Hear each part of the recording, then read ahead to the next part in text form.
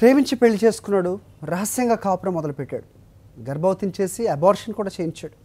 ఇంటికి వెళ్ళి వస్తా అని చెప్పి భార్యను వదిలేసి వెళ్ళిపోయాడు. భర్త మరో పెళ్లికి సిద్ధమయ్యాడని తెలుసుకున్న ఆ ఇల్లాలు బెత్తరిపోయింది. ఇంటికెళ్ళి నిలదీయటంతో నీవెవరంటూ మొహం చాటేశాడు. మోసపోయానని తెలుసుకున్న వికలాంగురాలు ప్రియుడి ఇంటి ముందు మౌన పోరాటానికి దిగింది. ప్రేమ ముసుగులో కామవాంఛ తీర్చుకుంటున్నారు కొందరు యువకులు. మనస్సుకు నచ్చిన వాడే కదా పెళ్లాడుతాడని అడ్వాన్స్ అయిన ఆడపిల్లలకు ఆ తరువాత అగచాట్లే మిగులుతున్నాయి. ప్రకాశం జిల్లాలో కూడా ఓ వికలాంగురాలైన యువతిని ప్రేమించి పెళ్లాడినోడు చివరకు హ్యాండ్ ఇవ్వడంతో ఆందోళనకు దిగింది. ఇట్లా 2010 నుంచి ఇద్దరు లవ్ చేసుకున్నాం. నాకు 2013లో మ్యారేజ్ అయింది. ఇద్దరు ఇష్టపూర్వకంగా దాన్ని పెళ్లి చేసుకున్నాం. పెళ్లి చేసుకున్న తర్వాత మా ఇంట్లో చెప్పొద్దు, నేను చదువుకుంటాను, చదువు అయిపోయిన తర్వాత జాబ్ వచ్చాక వేరే కాపురం పెట్టి అప్పుడు దాకా మీ అమ్మ వాళ్ళ ఇంట్లో అని చెప్పి నన్ను అక్కడే ఉంచాడు. నేను జాబ్ చేసుకుంటే అమ్మ వాళ్ళ ఇంట్లోనే ఉన్నాను. అతను ఎప్పుడు వచ్చిపోతూ ఉండేవాడు. నెలలో 4-5 రోజులు 10 రోజులు అలా ఉండేవాడు అక్కడ నా దగ్గరే వచ్చి. చదువు అయిపోయింది, లాస్ట్ ఇయర్ చదువు అయిపోయిన తర్వాత ఇంకా జాబ్ చేసుకొని తీసుకెళ్తాడని ఎదురు చూస్తూ ఉన్నాను. కానీ 6 నెలలు అయిపోయింది, కానీ ఇంట్లో నుంచి బయటకు అయితే కదలట్లేదు. ఏంటా అని చూస్తే వేరే విధంగానే తెలిసింది. ప్రకాశం జిల్లా దర్శి మండలం వేటపాలెం గ్రామానికి చెందిన చంద్రబాబు విజయవాడకు చెందిన ఓ వికలాంగ యువతి ప్రేమలో పడ్డాడు. 3 ఏళ్ల కిందట ఇంట్లో వాళ్లకు విషయం చెప్పకుండా ఆ యువతిని రహస్యంగా పెళ్లాడినట్లు తెలుస్తోంది. ఉద్యోగం చేసుకుంటున్న ఆ యువతి సంపాదనతో 3 ఏళ్ల పాటు ఎంజాయ్ చేసిన చంద్రబాబు ఆ తర్వాత 5 నెలల నుంచి కనిపించకపోవడంతో ఆరా తీసింది. అంతే, చంద్రబాబు మరో పెళ్లికి సిద్ధమవుతున్నాడని తెలుసుకుని మెట్టింటి వారిని నిలదీసింది.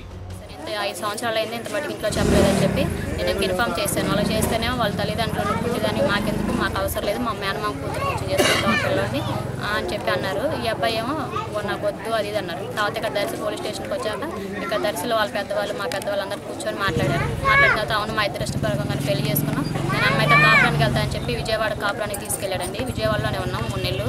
నేనే జాబ్ చేసి పోషించాను అతన్ని. అతనే జాబ్ కూడా ఎక్కడికి వెళ్ళలేదు.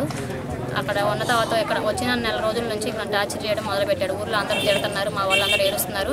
నాకు నీకన్నా మా పేరెంట్సే ముఖ్యం, నువ్వు అవసరం లేదు నాకు ఉంటుందని చెప్పి మోసపోయానని తెలుసుకున్న వికలాంగ యువతి పోలీసులను ఆశ్రయించింది. కౌన్సిలింగ్ ఇచ్చిన పోలీసులు ఇద్దరూ కలిసి కాపురం చేసుకోవాలని కలిపినా ఆ తర్వాత టార్చర్ మొదలుపెట్టాడని అంటోంది. నేను వెళ్ళిపోతా అని చెప్పి నన్ను మానసికంగా చిత్రహింసలు పెట్టి కొట్టి తిట్టి అలా చేసి ఇక్కడికి వచ్చేసాడండి. వచ్చిన తర్వాత నేను కేసు ఫైల్ చేసి నన్ను కాపురాన్ని తీసుకెళ్ళమనంటే నువ్వు మాకు అవసరం లేదు, ఎవరు పెళ్లి చేసుకున్నాడు, ఎవరితో ఉన్నావు అని చెప్పి మళ్ళీ రివర్స్ మాట్లాడుతున్నారు అమ్మ నాన్న అబ్బాయి.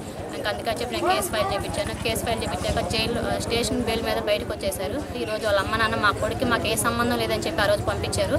మరి ఈ రోజు మరి బెయిల్ మీద ఎలా తీసుకొచ్చుకొని కొడుకుని ఇంట్లో పెట్టుకున్నారో నాకైతే అర్థం అవ్వట్లేదు.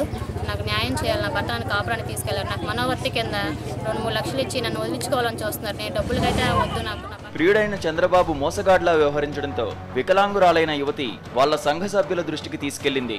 వారంతా ఆమెకు మద్దతుగా ఆమె ప్రియుడైన చంద్రబాబు ఇంటి ముందు ఆందోళనకు దిగారు. న్యాయం జరిగే వరకు పోరాటం ఆగదని వెల్లడిస్తున్నారు. 3 సంవత్సరాలు నాకు 3 సార్లు ప్రెగ్నెంట్ వస్తే 3 సార్లు బలవంతంగా ట్యాబ్లెట్లు వేసి అబార్షన్ చేసి అయ్యేలా చేశాడు.